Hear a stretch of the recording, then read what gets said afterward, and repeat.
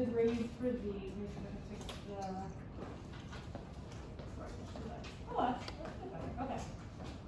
So for each of these, I was looking for you to give me the movement of the water and ions. So each of those was worth half a point, or where those movement events were happening. So it was total of 2 points for both the vasorecta and the nephron loop.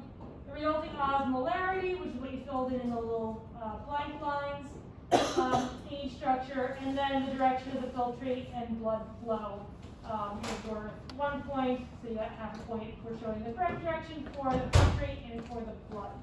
That's how I calculated your score for this part.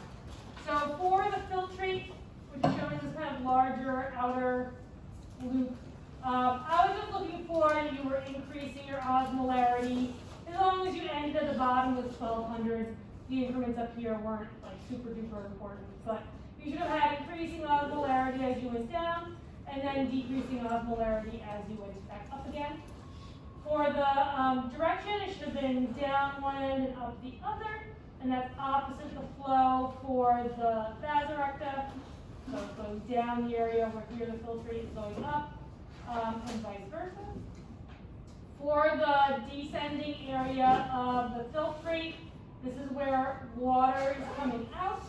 So you got half a point for showing water came out here. And then also, water goes into the vasorecta at this location. So each of those are worth half a point. So you got a point for showing me correct movement of water. And then the ions, same thing. Ions come out of the filtrate at the ascending area, and then those ions get brought into the vasorecta. So that's the water and ion movement. And then the last thing was the osmolarity for the vasorecta, which again starts low and then gets higher. And then gets lower again as you go back up. Questions for any of that? I had a bunch of parts, so I just kind of broke it down and gave you points for whatever you learned. Okay, next one was to give you the partial pressures for the gases in the diagram, and then also to include the arrows to show the direction of gas movement for the CO2 and the oxygen. So for these boxes, the venous blood arriving at the pulmonary capillaries has a partial pressure of oxygen of less than or equal to 40, and for carbon dioxide, it's greater than or equal to 46. For the arrows for the gas movement, you should be showing carbon dioxide coming out of the blood and into the alveoli, and oxygen coming out of the alveoli and into the blood for your arrow positions. And then for the bottom, the arterial blood arriving at the systemic capillaries has a PO2 of 100 and a PCO2 of 40. The systemic tissue has a PO2 of 40 and a PCO2 of 46. So the oxygen wants to come out of the blood and go into the cells, and the carbon dioxide wants to come out of the cells and go into the blood. That's everything I was looking for this one. Any questions? Okay, and then last page, again, I gave you partial credit all over the place wherever I could. For 36, what happens to the lung if a sharp object punctures the thoracic cavity? Explain why this occurs using any of the following pressures as applicable for the atmospheric, alveolar, and interpleural pressures. So what happens to the lung is the lung collapses. So if you said that point. And then each of the other explanations were worth a point and a quarter. So I was looking for you to say something about the interpleural pressure and the atmospheric pressure. So you could say something like, this happens because the interpleural pressure is no longer negative, it becomes equal to the atmospheric pressure, which is positive, and then many people mentioned that this breaks the vacuum seal that's sucking the lung up against the thoracic cavity wall, which is great. Questions for that one? Okay, and then probably the most challenging question. But again, I gave you, so each of the terms, using them correctly and describing the scenario got you a point. So explain why someone who has diabetes can have glucose in their urine. In your explanation, you must use the following terms correctly: filtration, reabsorption, transport maximum, and saturation. So this is what I put for my key answer, but you can have something slightly different as long as you relate the same information and use the terms correctly. So during filtration, all of the glucose in the blood goes into the filtrate. Unfortunately, during reabsorption, all the glucose for the filtrate is brought back into the blood. If someone has diabetes, there is just so much glucose in the filtrate that the carrier proteins reach saturation for glucose. And if glucose levels continue to increase, the glucose remains in the filtrate.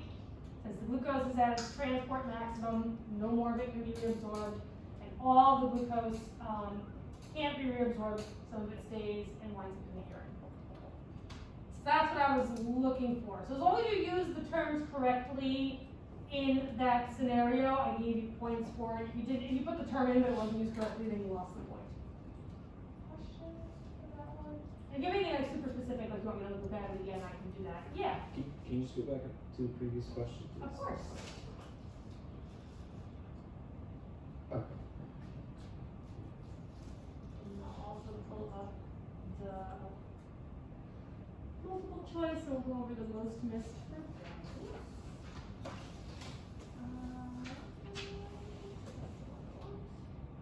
Okay. That was the short answer. And for the multiple choice, we'll just do the top most missed.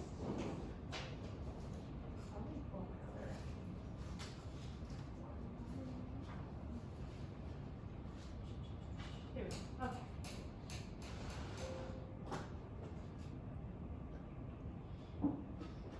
Second was whether or not it was open. Oh, okay. I don't know why this was all colored. Oh, there it goes. Okay. So first most missed was number 8. Now I'll zoom this in so it's actually visible. Wow. This one screen up here just automatically makes everything, whoa, as small as possible. Okay, so number 8 was, which of the following scenarios will increase oxygen's affinity to hemoglobin? So the oxygen wants to stick to the hemoglobin. And the only one of these that does that is a decrease in temperature, right? You remember how the lungs are a little bit cooler than the body tissue, so the oxygen wants to stick to the hemoglobin in those locations. Decreasing oxygen levels makes the oxygen lose affinity. Increasing carbon dioxide also decreases affinity.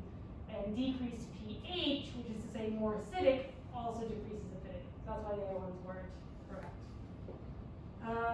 Next one is number 16. Whoa, too far. Number 16, which of the following does not occur when blood pressure increases? So when blood pressure increases, the one thing that doesn't happen is B.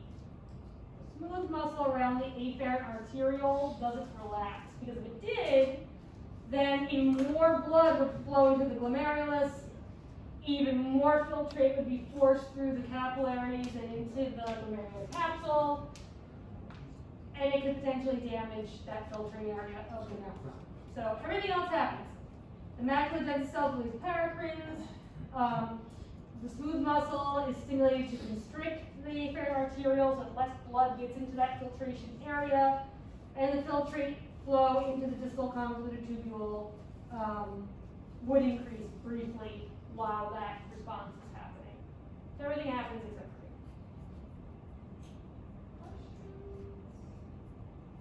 B. Okay, next one was 18, which was a lot of words. So the hydrostatic pressure that favors filtration, that wants to move materials out of the glomerulus and into the glomerular capsule, there were 3 of them. The only one that favors filtration was occurring due to B.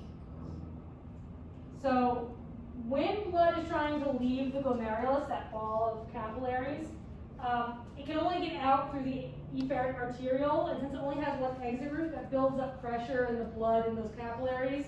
It makes the blood want to leave the capillaries and, not the blood, but it makes the content of those capillaries want to leave and go into the glomerular capsule. So that is what favors filtration. The first one, A, doesn't favor filtration. The high resistance from the proximal convoluted tubule, that makes the filtrate want to go back into the capillaries, so that's not favoring. And then the high osmolarity in the plasma by the proteins not removed, that also doesn't favor filtration. It wants to suck the fluids and stuff back in. And then this last one I just made up. Any questions for you? total were 22 and 24, and our last two most missed. So 22, which the following is not true about the countercurrent multiplier and vasorecta. The only one that's not true is A. It doesn't absorb only water but not ions. It absorbs both water and ions. And then everything else is true. Its osmolarity is lowest when it is near the cortex, right? It's most dilute when it's kind of further towards the top. It prevents the interstitial fluid in the kidneys from becoming the same osmolarity throughout the medulla, right? We talked about that in class. And it flows in the opposite direction of the nephron loop. So all the rest were true. And then number 24, last one. Secretion involves, right, this is your last chance for your body to put stuff into the filtrate and out of the blood in order for that stuff to wind up in the urine. So this would be movement of molecules from the peritubular, peritubular capillaries to the filtrate. Should have been C. I have that right on my sheet. 24, yeah, 24 was C.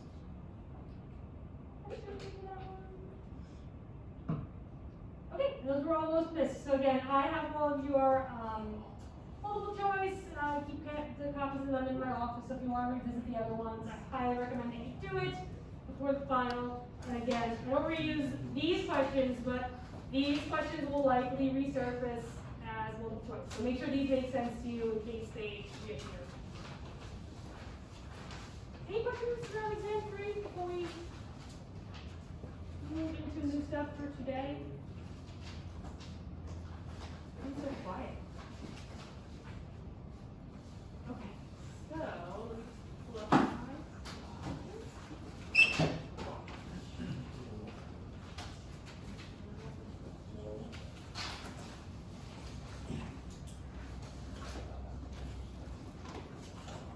I'm going to grab my announcements from last time because I had pretty much everything on there. So one thing.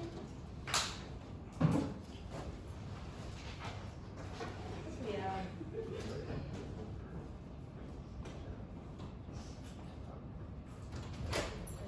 Okay. So, lots of reminders. I don't think anything new. Just reminders. So reminders. A whole bunch of them. These are all the same as last night, added one thing. So don't forget your first draft methods, materials, and results section completely written is due by the end of the day tomorrow on Brightspace, and you can get 5 bonus points if that you have that submitted. Again, it doesn't have to be in its final form, but it just should be like a complete, fully written draft. The only thing I added is I will post this right after class when we end this afternoon. Your reflection for exam 3 material, that'll be due by the end of the day next Monday. So again, that's just your brief response. Reflection on the material that was on exam 3. And again, it's leaving notes to yourself for what you might want to focus on as you start studying for the final exam. So that's the only new thing. Everything else is from last time. So again, second draft is going to be due the 2nd. So next Tuesday. And then that is also the date of your group presentation. So you'll have a little bit of time in class or in lab tomorrow to review material for your group presentation, but definitely plan on meeting at least one more time outside of class to make sure that you're all together on what you're going to present for that, for your group project. And then the last bit is just end of the semester reminders for the dates for exam 4, and then our last lab. Oh, and also, so exam 4, before it escapes my mind, is going to be next Wednesday. And this is the same as what's in the schedule I just put up here too. So we'll have on that exam where we finish through this Wednesday. And the next week we'll do a lecture on Monday that won't be on the exam. We'll have our exam and then we'll meet one last Monday, which is the 8th, before it becomes block finals period. Yeah. So that lecture we're doing on Monday, which Yep. you said isn't going to be on the exam? It isn't going to be on exam 4. There'll be questions on it on the final though. Yeah. Yeah, so we'll probably like wrap up development, and then I probably will do like exercise physiology, because I like talking about that, because it's like something people are interested in. So we'll do a one lecture on exercise phys, and we'll kind of tie everything in together, and hopefully you'll be like, yay, this makes sense, yeah. Did you grade exam reflection number 2? I didn't put the reason for that yet, no. Oh, okay. No, I just. I know it's coming up as a 0. No one got zeros on that, I'm sorry. Brightspace automatically turns things into zeros that are open response. So if you see a 0, you don't have a 0. I'm just putting my grading time into things that are worth a lot of points at the moment, so you can see what's having a big impact on your grade. I have 5 points. Other questions? I mean, it'll probably be in like sometime tomorrow. Other questions? Okay. So last time, we started reproductive system and we looked at the sperm producing and conducting organs. So today, we are going to continue and look at the egg producing and conducting organs. And then, depending on how much time we have, we'll go through the anatomy and either we'll start physiology today or we'll start it on Wednesday, depending on where we wrap up. Okay, so unlike the sperm producing organs, where are they located relative to the body, internal or external? External. They're external, right? Because they have to be lower than body temperature to make sperm. Egg producing organs are internal. So they're paired, just like the testes are paired. These organs are going to be the ovaries, and they are located internally inside the pelvic cavity. So one big difference between the sperm producing and the egg producing organs is where they are relative to the body. Egg producing organs work just fine at body temperature, so they're internal. And then what we'll see is from here, the egg conducting organs kind of tie in also to the reverse pathway that sperm would have to traverse if they were to fertilize one of the eggs that are produced by the ovary. So what we'll do is we will follow the path of an oocyte.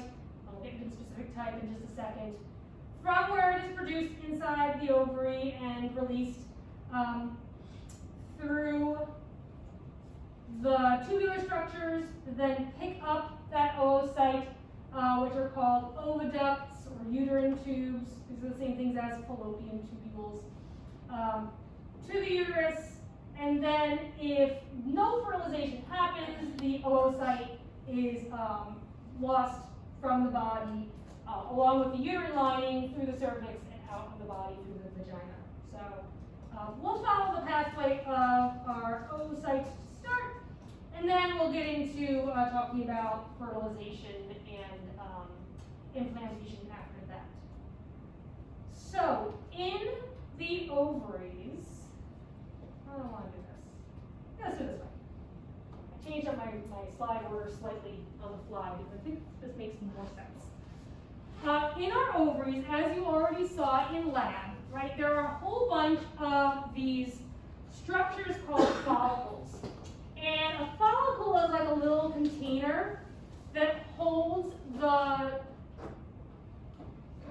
reproductive cell, which in ovaries will be the oocyte.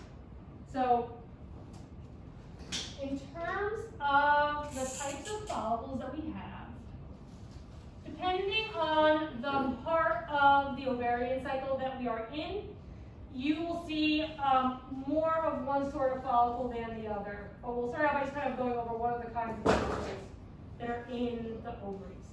Right, so this is hopefully looking similar to the point of view that you have when you're doing the reproductive histology. So this is our ovary right here, and if we kept going, this would be like a little ova. Well, actually, it would be like this. This would be the ovary, and this would be like the beginning of the oviduct over here. They're not directly connected to each other. So in the ovary, we have 4 major types of follicles. The smallest of these are called primordial follicles. So these are the ones that you saw in lab. They were like the little teeny tiny bubbles around sort of like the top area of the ovary. Those are the primordial follicles. And primordial follicles have inside of them a little primary oocyte. that basically fills up almost all the follicle because the follicles are so tiny. So primordial follicles contain primary oocytes. What happens is that, hold on, let me get into another color. Okay. So primordial follicle contains primary oocytes. And I'll talk more about where these come from in just a second. But let's just start with, if this is an individual who has reached puberty and the follicles are maturing in batches each ovarian cycle, we'll just start out to say that the number of primordial follicles is fixed, which means it doesn't increase. It stays the same, other than to decrease with each ovarian cycle. So whereas sperm are being continuously produced by the spermatogonia inside the seminiferous tubules, primordial follicles are not continuously produced. And again, we'll backtrack in a second, talk about where these come from momentarily. But when someone with egg-producing organs is born, they have all the primordial follicles they will ever possess for their lifetime. And then that number just decreases with each ovarian cycle as batches of primordial follicles undergo a maturation process, with usually just one completing that maturation process with each ovarian cycle. Okay, so primordial follicles contain primary oocytes. The major supportive cells of the primordial follicle are these squamous granulosa cells. So little flat squamous granulosa cells surround the outside of the primordial follicle, and that's kind of also why the follicles look so small, because the cells that make up their structure are flat squamous cells. Okay, that's everything for the primordial follicles. Any questions about those? Okay, then during ovarian cycle, some of these will progress and start to become primary follicles. And primary follicles are a little bigger.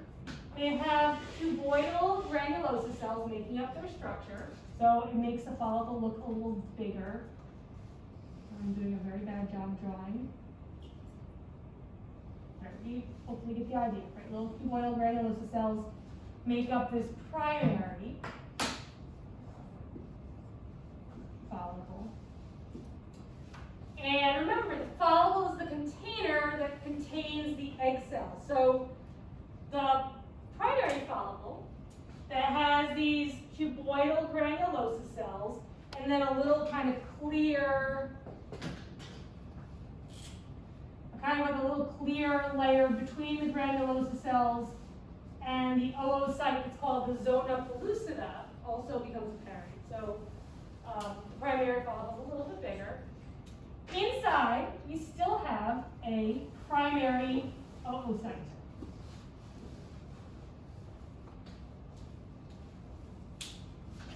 So the oocyte type doesn't change for our primary follicle. The container just gets a little bigger. The granulosa cells are now cuboidal, and a little clear zona pellucida appears between the granulosa cells and the oocyte. That's the primary follicle. Then the container gets a little bit bigger. So now from a primary follicle to a secondary follicle,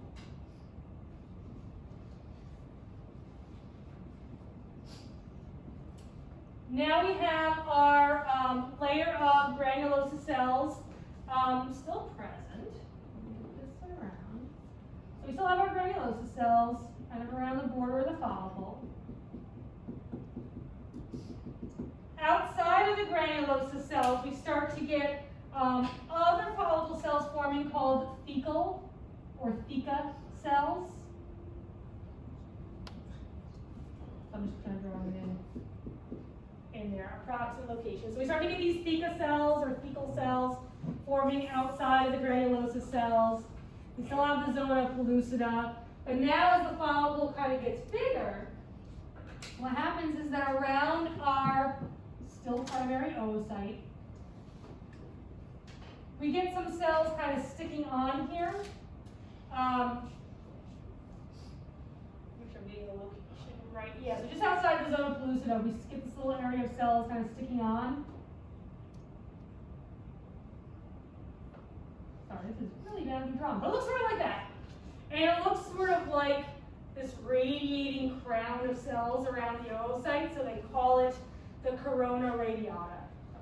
So it's like this little radiating crown of cells. And here's like a much nicer picture of it over here. So that's what the corona radiata looks like. And that group of cells stays with the oocyte even after it leaves the follicle. So that's why you see it over here as well. So that's the big addition to the secondary follicle, is the presence of the fecal cells and then the corona radiata around the still primary oocyte. Okay, so then the last new thing that we get for our, there are a lot of names for this follicle, the dominant follicle or the mature follicle or the tertiary follicle. The last big follicle that we get, at least in humans, is usually only one per ovarian cycle. The last thing that we get, draw us all in sort of nicely, is this big open space that forms around the corona radiata.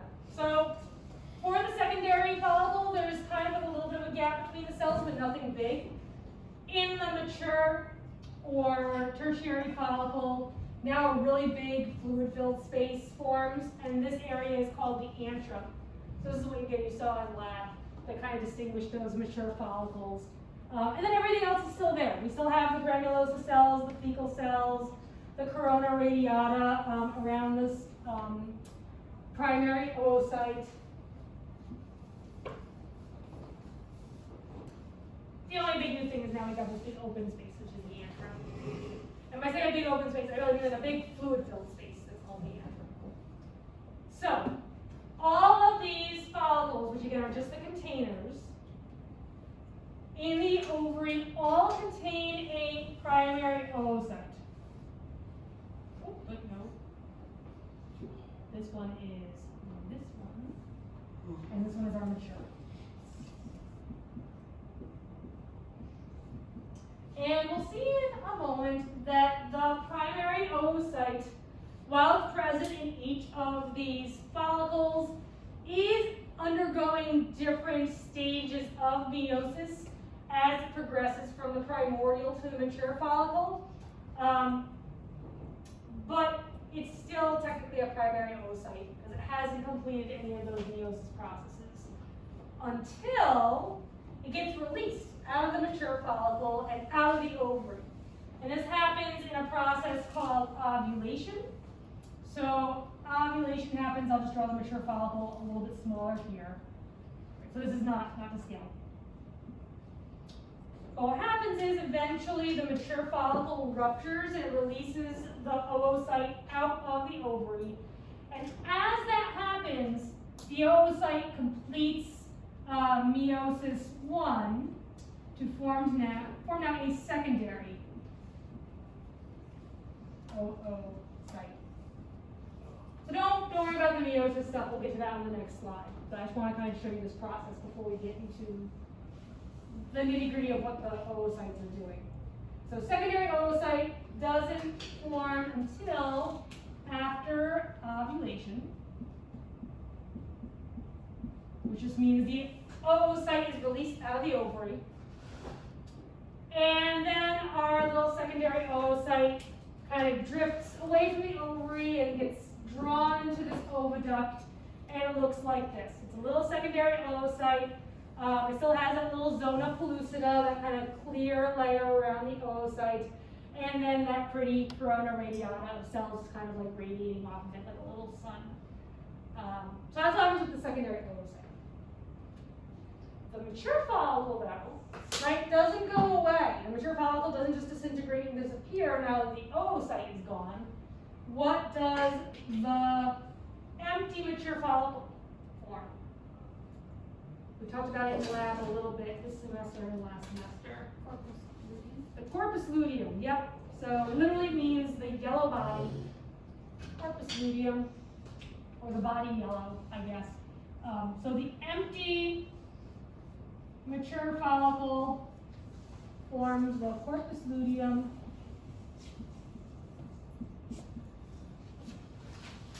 which acts as an important hormone secreting structure of the ovary, while the secondary oocyte is drifting through the oviduct and maybe getting fertilized, maybe not getting fertilized.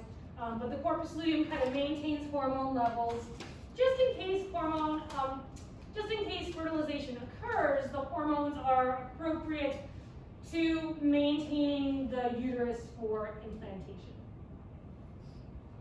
Questions about just the structural layout of the ovary? So again, this is like very, very strict anatomy. It's just like, who are the characters and where are they? Okay, so now I'll talk a little bit more. We'll do some like character development. So, in the ovaries, right, which are internal to the pelvic cavity, we have oogenesis occurring, right, which can occur at body temperature. And this starts out during development. So in a fetus that has ovaries, that fetus has in their ovaries germ cells called oogonia. So these are homologous or playing the same kind of role as the spermatogonia were in the seminiferous tubules that are just active all the time as long as testosterone levels are high enough. Now we're phasing over to the ovaries where the oogonia are also germ cells, but they're only present and active in a fetus during development. And these oogonia, in terms of their genetic makeup, they are diploid cells, so they have 2 copies of each chromosome. So they have 46 chromosomes altogether, which is typical of body cells in humans. So 46 chromosomes is our karyotype. That's what we find in the oogonia. So like the spermatogonia, what kind of process are oogonia going to undergo? Mitosis, right? They're not going to do meiosis. They do mitosis. They make more cells. So as the oogonia make more cells, the more cells that they are making are primary oocytes. So oogonia, while they're active, will copy all the genetic material, split into one cell becomes a primary oocyte, the other one stays as an oogonia. That one undergoes mitosis, splits in 2, makes another primary oocyte. Over and over and over again until they stop. And when they stop, this is where I was talking about earlier, that individual now has all of the primordial follicles that contain all the primary oocytes that person will ever possess. And the primary oocytes that are produced by the oogonia, so again, I have a nice picture of this on the next couple of slides, but just to give us one right now. Right, this is an 46 chromosome oogonia. When it undergoes mitosis, right, it makes more cells that have 46 chromosomes. And these are the primary oocytes.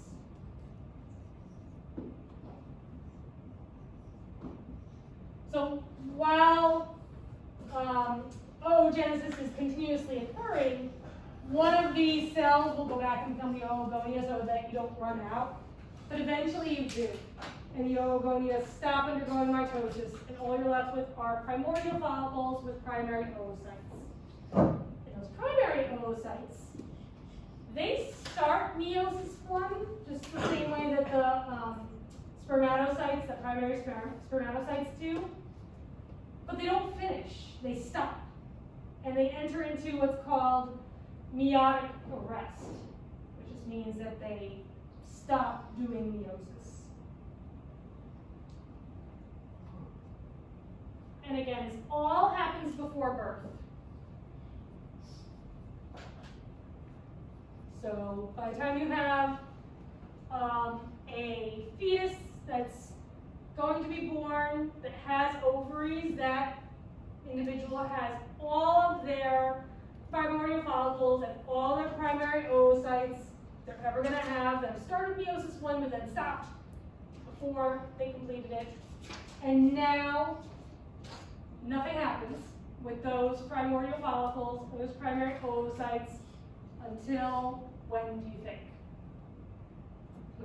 Until puberty, until the hormone levels start to change. So after puberty, now meiosis processes start to pick back up again, and a small number of our primordial follicles will continue meiosis 1 each menstrual or ovarian cycle.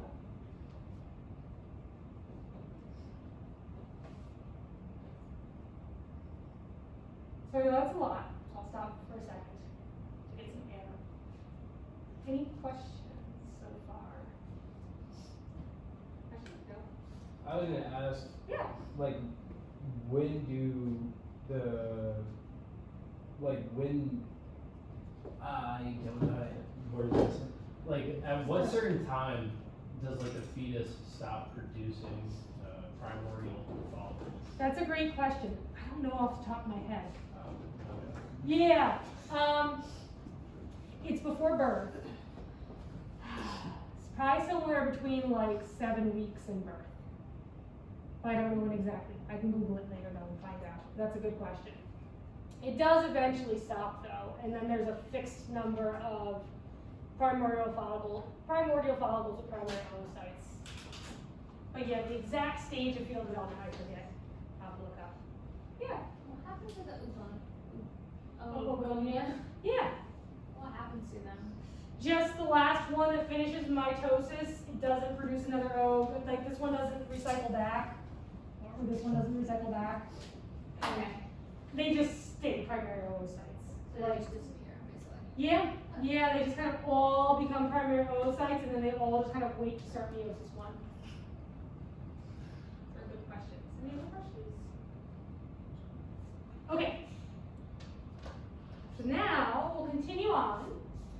That tells us where our primordial follicles come from. So now we'll continue to go through the rest of the follicles. So in terms of oogenesis, so we're focusing on the container of the follicle, but specifically on the oocyte that's inside of it. So in the primary follicle, right, contains a primary oocyte.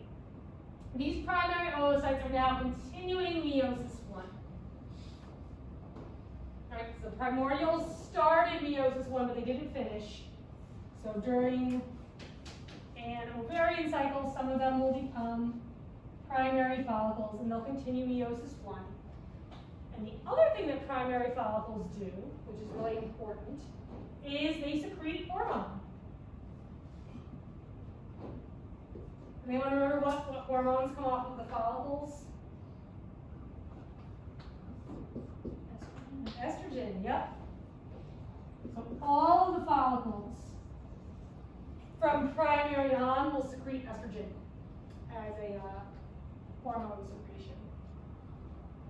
Primary follicles secrete estrogen.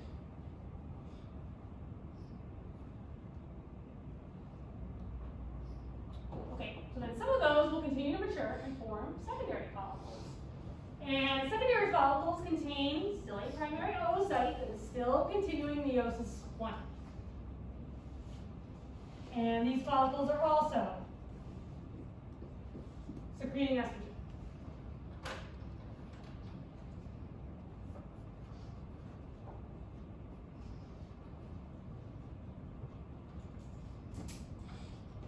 Okay. So in humans, usually only one secondary follicle survives to the point of becoming a mature follicle or a tertiary follicle. It still has a primary oocyte. And this mature or dominant follicle, which starts out by containing a primary oocyte, right, ovulates a secondary oocyte. So during the process of ovulation, the primary oocyte finishes meiosis 1, it turns into a secondary oocyte. And we get one little polar body, which is a little cell that basically just contains some genetic material, like contains chromosomes, but it's not a viable, structure. Like it doesn't survive. After it's produced, it breaks down shortly after. It can't be fertilized. So polar bodies contain genetic material, but they're not the same thing as these secondary oocytes with their little corona radiata and everything on them that have potential to be fertilized. Okay, secondary oocyte has completed meiosis 1. It starts meiosis 2, and then it stops. And for some secondary oocytes, that's all it ever does.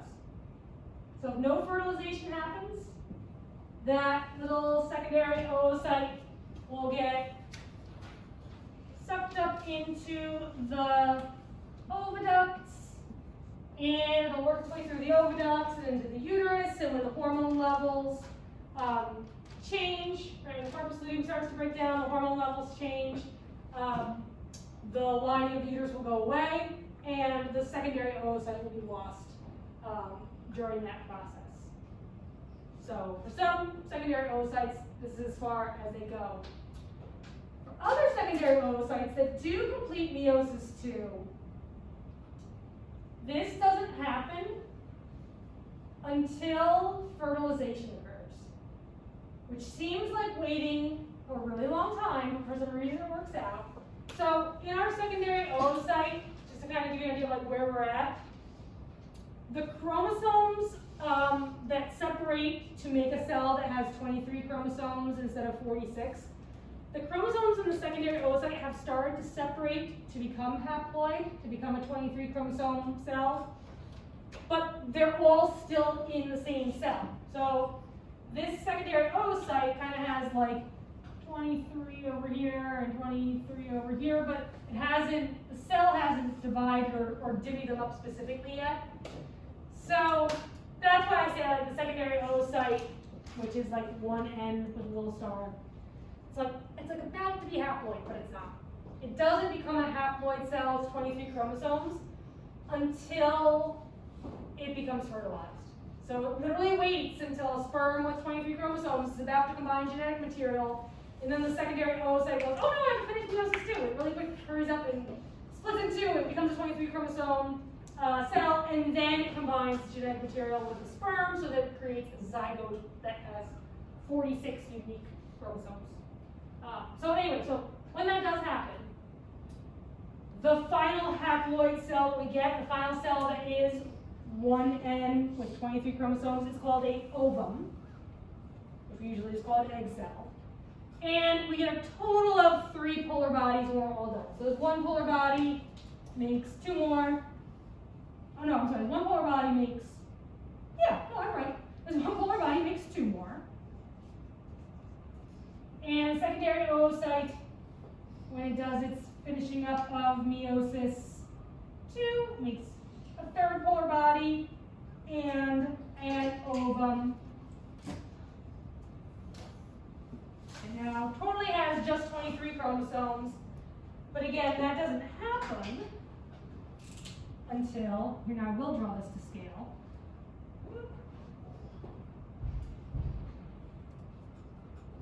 Until a sperm with 23 chromosomes literally starts to fertilize the secondary oocyte. Questions? Oh wait, I'll go back. Go one more time, just get us all up here. Here we go. So no fertilization, no ovum. And that's why I said, if there is no fertilization, you just stay with a secondary oocyte and one polar body. Yeah. Are fallopian tubes the same thing as oviducts? Yep, so they call it fallopian tubes, oviducts, uterine tubes, they're all the same thing. Okay. Yeah.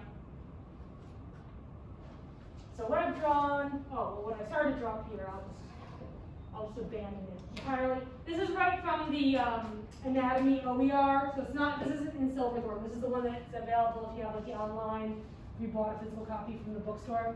This is in that book. And this, I think, is a really nice visual depiction of what's going on. So I started doing it over here, but then I stopped. So it shows our oogonium at the top that makes primary oocytes by mitosis and kind of recycles them until it stops. And you just have primary oocytes. Meiosis 1 begins, then meiosis stops, and this all happens before birth. Doesn't pick up again until after puberty, and then meiosis 1 picks back up. When the primary oocyte is ovulated, it forms a secondary oocyte and a polar body. And then if a sperm penetrates into the oocyte, we'll talk about how that happens in a few minutes, that stimulates the secondary oocyte to finish up meiosis 2, and it gets 23 chromosomes plus another polar body, and our other polar body makes 2 more. So that's where we get 3 polar bodies and 1 ovum. So you'll notice, just like at the end of spermatogenesis, we have 4, I'm going to call them cells. We have 4 things that contain genetic material, right? At the end of spermatogenesis, you get 4 sperm from 1 primary spermatocyte. At the end of oogenesis, from 1 primary oocyte, you get 1 ovum and 3 polar bodies. So you still get 4 chromosome-containing structures. Just only one of them is viable and capable of becoming a zygote. Questions? Okay. Was this helpful to do this first then? Because I used to do it backwards, and I feel like it just created like so much confusion. Okay. Good. Glad that was good. Okay. So now we'll get into the uterine tubes. These are also called oviducts or fallopian tubes. I don't know why there are so many names. They're all the same thing. So these are now egg conducting structures that take the secondary oocyte specifically that has been ovulated out of the ovary, and they start to carry it kind of into the other egg conducting organs, into a location where fertilization could potentially occur. So this starts at the first section of the uterine tube, or the oviduct, which is called the infundibulum. So the infundibulum has on it these little finger-like projections that kind of wrap around the ovary. Where is it? There you go. That are called fimbria. And the fimbria are covered with cells that possess cilia. So I'll just drop some cilia on here for illustrative purposes. So these are the fimbria. And the cilia that are on the surface of these little finger-like projections that kind of wrap around the ovary, they move. They don't move the cells, they move the fluid outside the cells. They kind of create a current that sucks the secondary oocyte into the infundibulum. And that's how the infundibulum receives the oocyte from the ovary, is that the cilia, or the fimbria, literally make a little stream of current that sucks the oocyte into the infundibulum. So that's this very first area.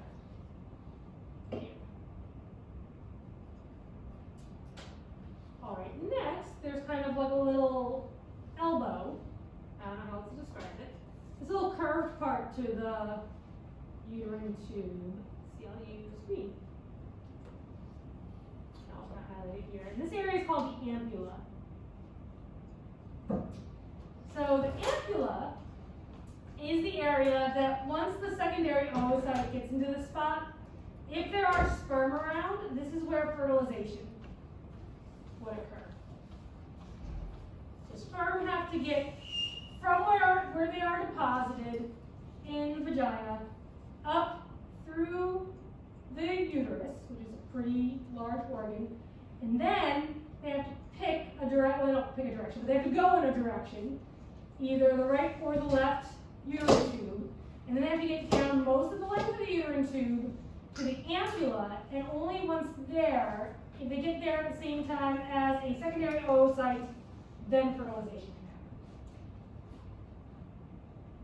That's pretty crazy.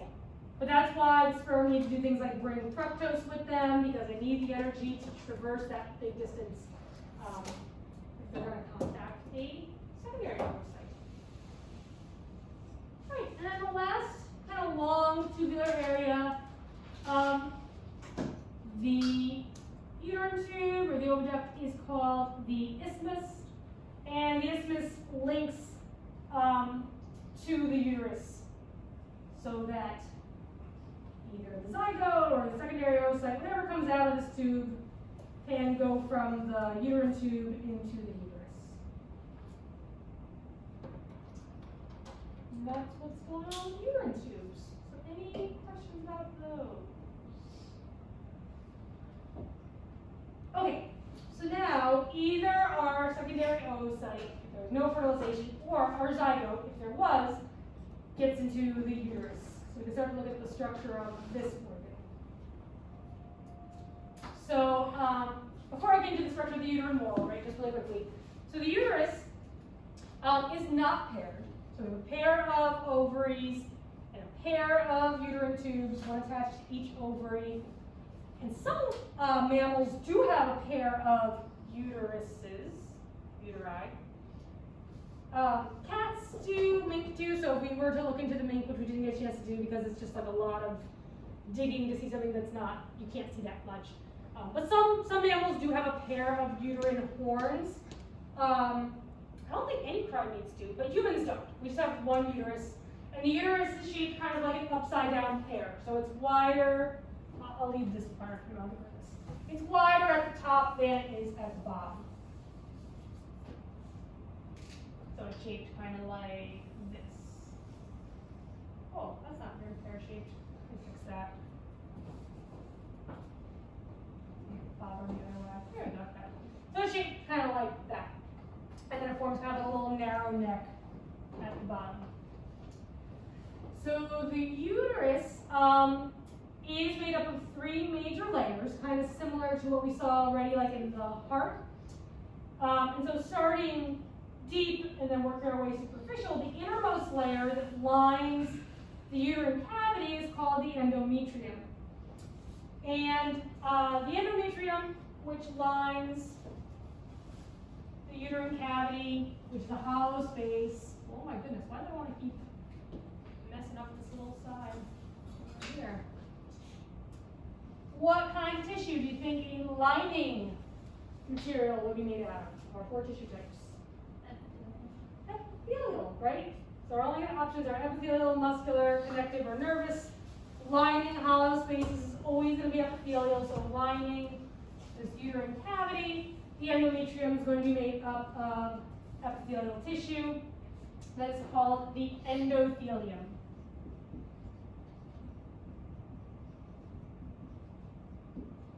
The endothelium is the specific name of the epithelial tissue that is lining this area of the endometrium.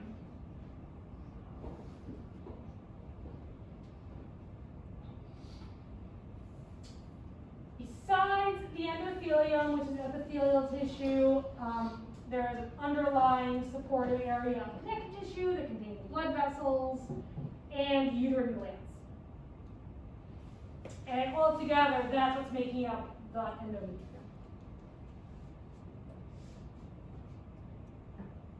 If we go a little more superficial from this lining area here, the next layer, that's pretty large actually, here, is called the myometrium. So from your experience, and with the prefix myo, what do you think this layer is made of? Yeah. Muscle. What kind of muscle? Smooth muscle, right? Surrounding hollow organs. Usually we see smooth muscle. That's what we find here. So you're all on exactly the right track. So myo means muscle. Specifically, it's smooth muscle. And this is gonna be the smooth muscle that's involved in generating, labor contractions, or people say like they experience cramps, like this is the muscle that's contracting to kind of move materials out of the uterus. And the last layer is called perimetrium. And again, just like we saw for all of our other major organs that we've looked at that are internal organs, this is a layer of serous membrane. So this is specifically the visceral layer of serous membrane that sticks to the outside of the uterus. And it's attaches to all sorts of ligaments that help kind of anchor the uterus within the pelvic cavity.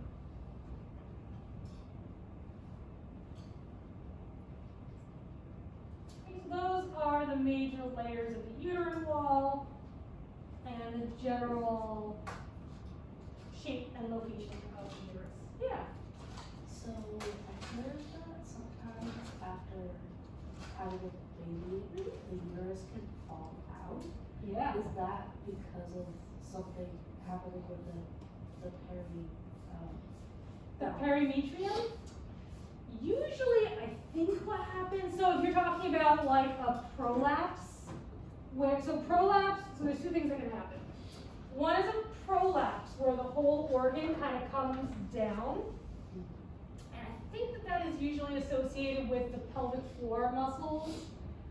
So if like too much stress is put on those muscles, or if they're just kind of weak, organs can prolapse, which just means that they just kind of like all together just like come out of their locations. That would probably be what would be related to that.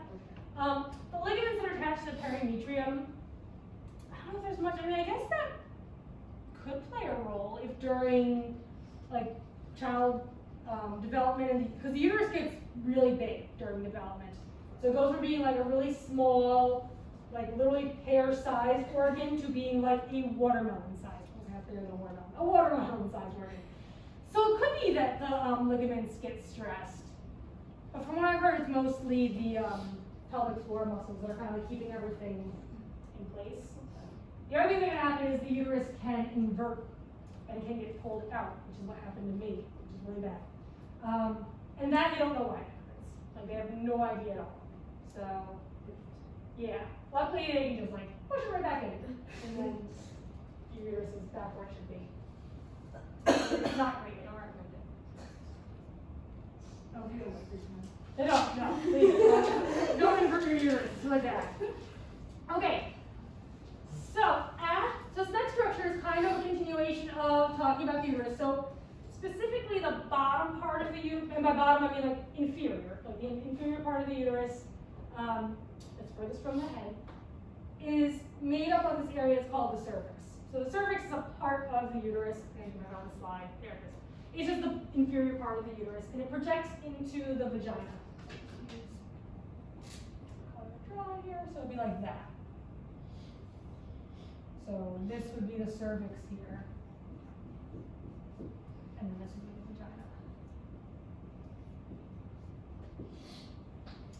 vagina. And the cervix does a bunch of things. So one is at different parts of the menstrual cycle, so taking into account both like what's going on in the uterus and what's going on in the ovaries, cervix releases different quality mucus secretions that can be really thick mucus that keeps stuff from getting into the uterus, or can be really thin mucus that makes it easier for stuff to get into the uterus. And the reason why it varies in being thick mucus secretions or thin mucus secretions is to either limit or permit passage of sperm through the cervix and into the uterus. So if someone's at a stage of their menstrual cycle where the oocyte has already been released and it's on its way out, and fertilization, if it was going to happen, has already happened, the cervix will start to release a thicker mucus secretion so that the uterus becomes a more protected area. Because assuming if fertilization was going to happen, it already would have occurred. More sperm don't need to get in because we're already past that point. So then the cervix will get into you know, kind of like protect the uterus mode. And the thick mucus secretions not only keep sperm from getting in, which wouldn't be needed if fertilization already happened, but it also like helps to prevent microorganisms from getting into the uterus. If a zygote's going to implant, you want to keep that space free of things like infection. I mean, you want to do that anyway, but this like extra helps to prevent that. And then when it's making a thinner secretion, it makes it easier for the sperm to get through. So that's what the mucus secretions are related to. The other thing the cervix has are stretch receptors. And what might be in the uterus at some point that might stretch the cervix as it gets bigger?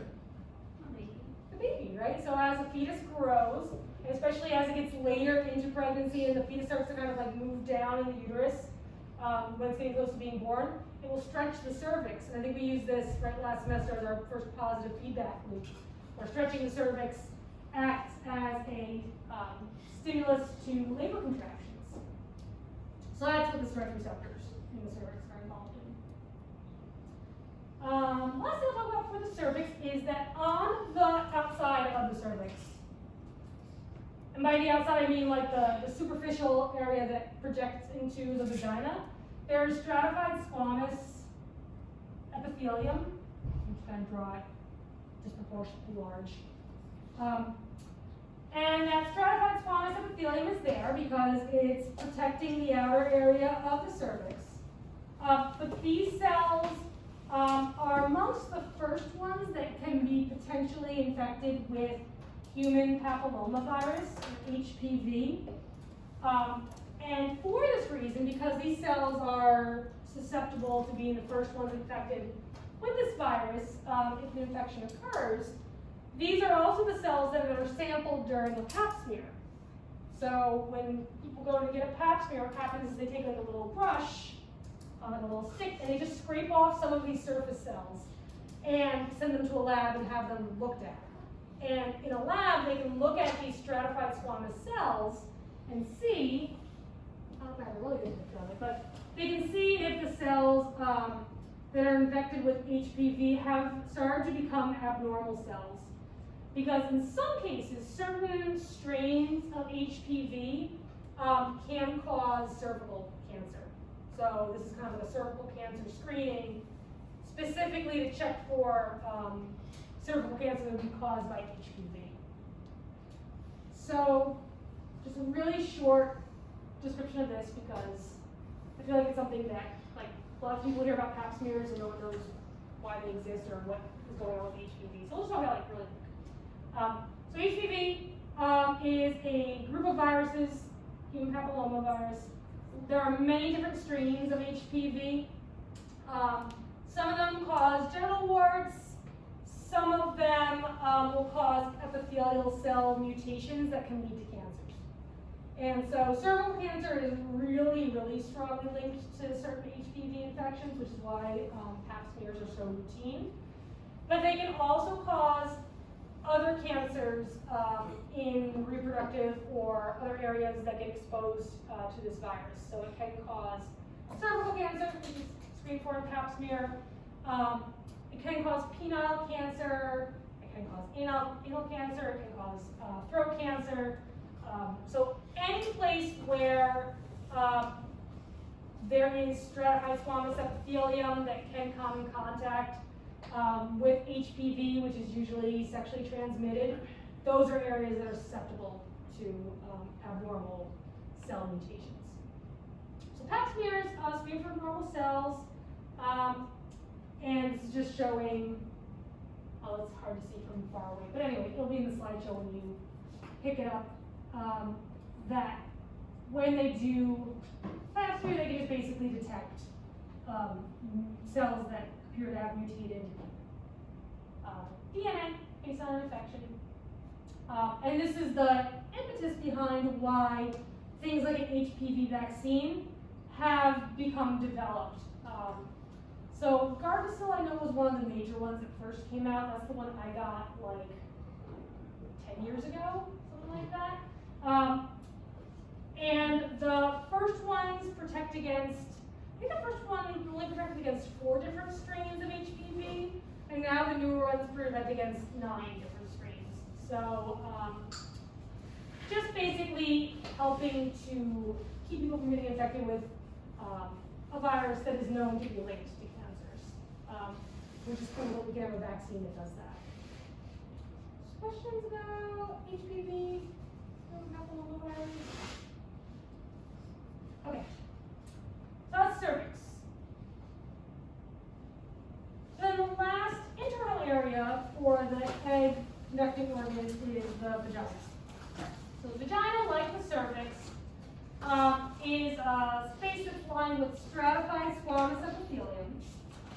And again, stratified squamous, right, we saw in our epidermis, you find it in places where you're protecting against abrasion or contact. In the vagina, the abrasion or physical mechanical contact is coming from intercourse. So when the penis is in the vagina, you don't want them to damage the underlying tissue, so you have stratified squamous epithelium in this area. Like the stomach and the urinary bladder, the vagina also has rugae, which behave the exact same way as all the other rugae that we've ever seen. So when the vagina is in a resting state, which is to say like not a state of arousal, there are these visible folds when the smooth muscle around the vagina are relaxed. When they're contracted. Sorry, that's the resting state. So when there is no arousal during the resting state, the smooth muscle is contracted and that produces these visible little folds, which are the rugae. And those disappear when the smooth muscle relaxes, and that allows the vagina to stretch during arousal. So, same kind of function that rugae always have, which is to increase the size of the space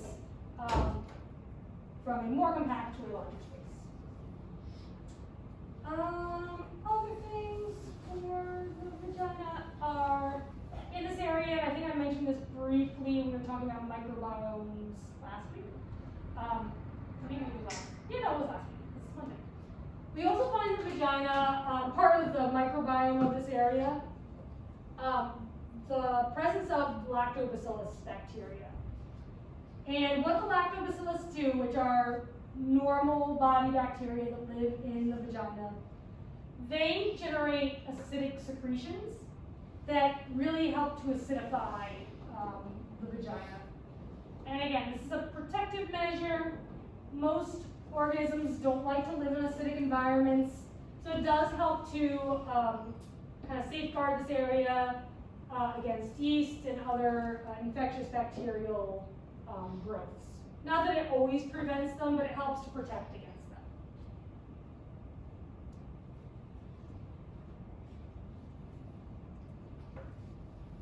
Okay, and I think the last area for the vagina is the vestibule. So the vestibule is the open space that surrounds the opening of the vagina to the outside environment, and it also surrounds the urethral opening, which is a totally separate opening from the vagina, which is different from what we saw in sperm conducting organs. And on either side of the vestibule are these vestibular glands. Yeah, one with this. So vestibular glands are, again, homologous to the bulbal urethral glands that we saw last time. And just like the bulbal urethral glands in the sperm conducting organs, the vestibular glands also secrete mucus. The bulbal urethral glands secrete mucus for two reasons. One, for lubrication, but also to kind of get rid of some of the acidic environment in the urethra. Since the vestibule, since the vagina is not attached to the urethra specifically, these vestibular glands are just producing mucus for lubrication. Because there's no urine that it has to get rid of. It's not your structure with the urinary system.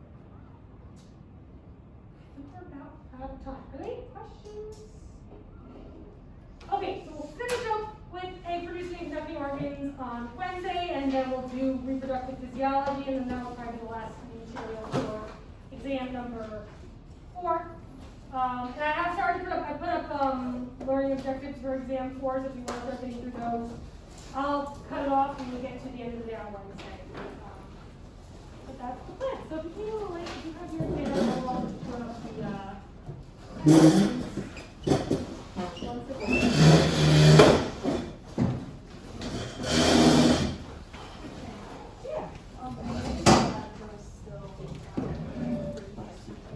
I know, I haven't saved in my saves. Okay, I saved it. Oh, yeah. I